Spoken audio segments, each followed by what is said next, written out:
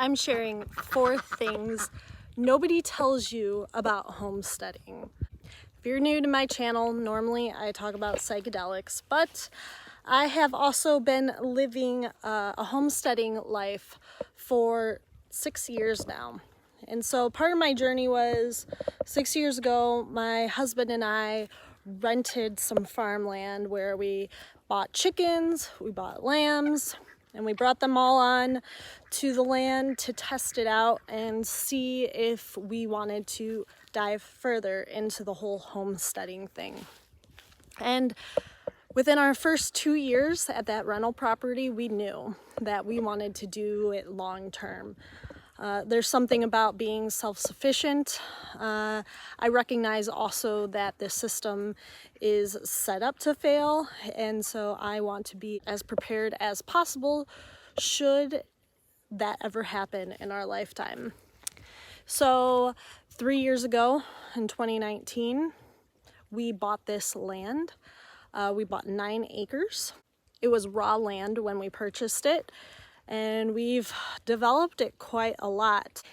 And in the development process, we learned a lot of things that maybe you're not told about what it is to homestead, especially off-grid homesteading. So I wanted to share my own experience and the 4 things that I feel they don't really tell you when it comes to homesteading. First thing is to homestead, the truth is you either need a lot of money or you need to have a lot of skill sets, or a combination of them both. Or you could just really rough it, and I'm talking really rough it.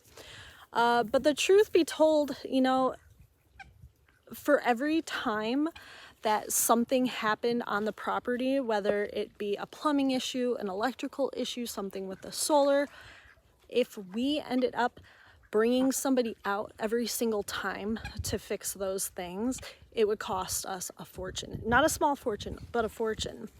Thankfully, my husband is skilled and he is a good learner, and I also am somewhat skilled and will learn.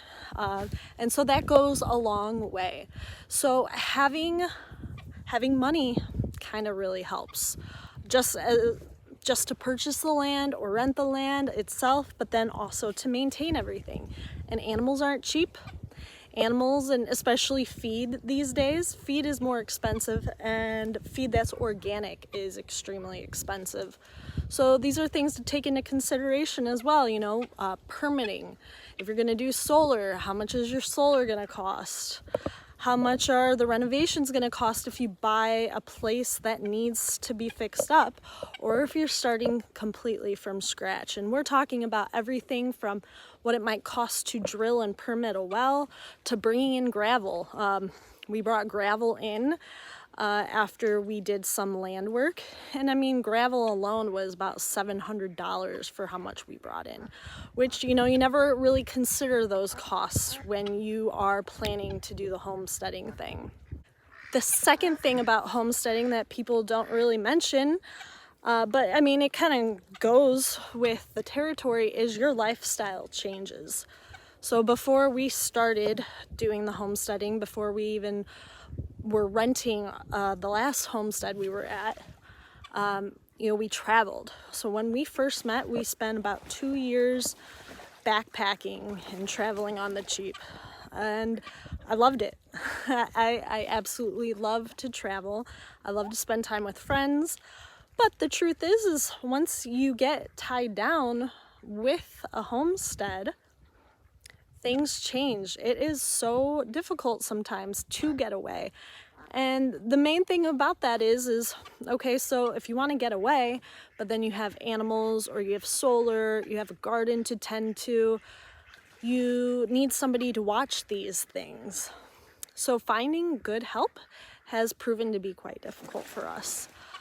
We have found various people to help throughout the way, but nobody necessarily takes care of your place and your animals the way you would. So yeah, traveling has changed. We don't travel as much, but I wouldn't have it any other way. I love what we're doing. So You know, the money that I might have spent on traveling just gets used and goes right back into the land. And that's not to say that we don't travel at all. We do get away, and we have found decent people to help us. But you know, it always feels like when you do get away for a trip, that week before you leave, you're preparing to go. You're getting everything in a row, you're getting your ducks in a line, you're getting everything together for the homesteader, the pet sitter, then you're gone. And then when you get back, you feel like you're playing catch up.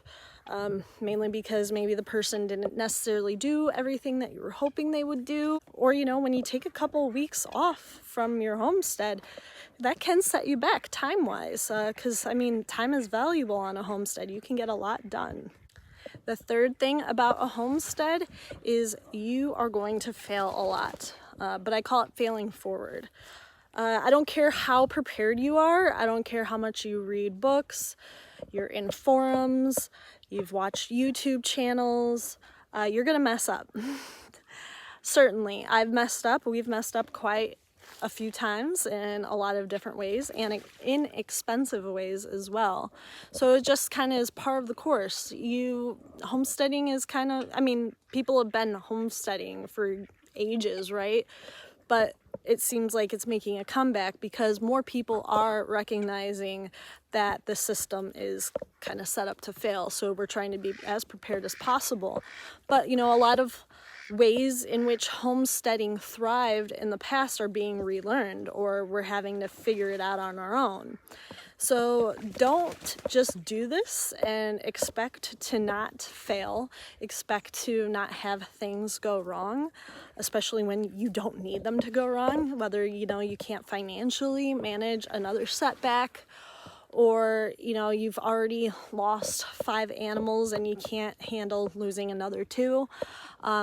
It's gonna happen. So you need to allow yourself grace. You need to allow yourself the space to make mistakes, knowing that you're just, you're chugging along. Sometimes it might be 2 steps forward, 1 step back, but with every step you make, you are making advances.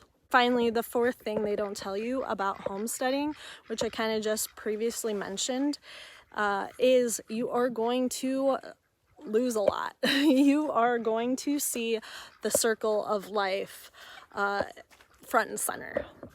When we built this chicken coop back here, we built it with the intention of making the thing bear proof, right?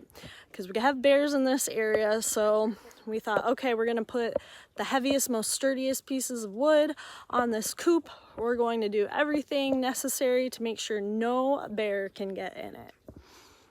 So then, I don't know, maybe a month afterwards, we come out to the coop one day, and lo and behold, I step in, and it looked like bird nom in there. I mean, I'm talking about bird limbs all over the place, half alive birds.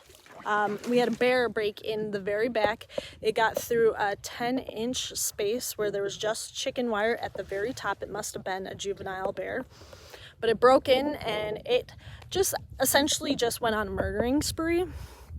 So it killed what it could. It didn't eat everything, but it just annihilated. So we probably had, I don't know, 10 animals lost. And it never necessarily gets easier, but you just start to understand that this is what it's like living this close to nature, living this close to the circle of life. And sometimes, you know, it really hurts. I mean, I've had times where I've come out and my own dog has destroyed a whole flock of little baby chicks. And I've just dropped down to my knees and screamed and bellowed. And there's nothing you can do. It's just how it is. And so, like, you might be doing the homesteading thing, thinking like, oh yeah, well, I'm just gonna raise birds for eggs. I'm a vegetarian, I just want my own eggs. But you are probably still gonna see death. You're gonna have foxes, coyotes, bobcats. I mean, I had a raccoon rip out one of the wings of one of my roosters. I mean, anything is possible. So you might step into this with the intentions of like, I just want to do as less harm as possible, and you can do that, but you're still going to see harm. You're going to see death.